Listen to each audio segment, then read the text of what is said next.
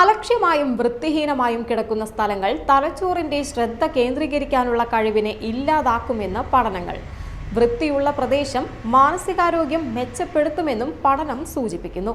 അലക്ഷ്യമായോ അലങ്കോലമായോ കിടക്കുന്ന സ്ഥലങ്ങളോ പ്രതലങ്ങളോ തലച്ചോറിന്റെ ശ്രദ്ധ കേന്ദ്രീകരിക്കാനുള്ള കഴിവിനെ ബുദ്ധിമുട്ടിലാക്കുമെന്നാണ് പഠനങ്ങൾ പറയുന്നത്. ഇത് ശ്രദ്ധ വ്യതിചലനങ്ങൾക്കും വൈജ്ഞാനിക അമിതഭാരത്തിനും കാരണമാകുന്നു. ഫിസിക്കലായും ഡിജിറ്റലായുമുള്ള ഈ വൃത്തിയില്ലായ്മ ഉൽപാദനക്ഷമത കുറയ്ക്കുന്നതിനും സമ്മർദ്ദനില വർദ്ധിപ്പിക്കുന്നതിനും കാരണമാകും. ഒരു അലങ്കോലമായ അന്തരീക്ഷം ദൃശ്യ ഉത്തേജകങ്ങൾ പ്രോസസ് ചെയ്യുന്നതിന് തലച്ചോറിന് അധിക ഊർജം ചെലവഴിക്കാൻ കാരണമാകും. ഇത് വൈജ്ഞാനിക ക്ഷീണത്തിനും ശ്രദ്ധാദൈർഘ്യം കുറയുന്നതിനും കാരണമാകുന്നുവെന്നും പഠനം പറയുന്നു. ഇത് തുടർച്ചയായ ഭാഗിക ശ്രദ്ധ എന്ന ആശയവുമായി യോജിക്കുന്നുണ്ട്. അവിടെ മസ്തിഷ്കം നിരന്തരം ഒന്നിലധികം ഉത്തേജകങ്ങൾക്കിടയിൽ ശ്രദ്ധ വിഭജിക്കുന്നു.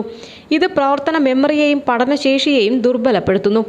ഇമെയിലുകൾ, ഫോട്ടോകൾ തുടങ്ങിയ ഡിജിറ്റൽ ഫയലുകൾ കുമിഞ്ഞുകൂടുന്നത് മാനസികമായി തളർത്തുന്നതും അമിതഭാരം ഉണ്ടാക്കുന്നതുമാണെന്നും ഈ മേഖലയിലെ ഗവേഷകർ പറയുന്നു. ഡിജിറ്റൽ ഹോർഡിംഗ് എന്നറിയപ്പെടുന്ന ഈ തരം ക്ലട്ടർ സമ്മർദ്ദവും ഉത്കണ്ഠയും ഉണ്ടാക്കുന്നതായി കണ്ടെത്തിയിട്ടുമുണ്ട്. ഇത് ഏകാഗ്രതയും ഉൽപാദനക്ഷമതയെയും കൂടുതൽ തടസ്സപ്പെടുത്തുന്നു.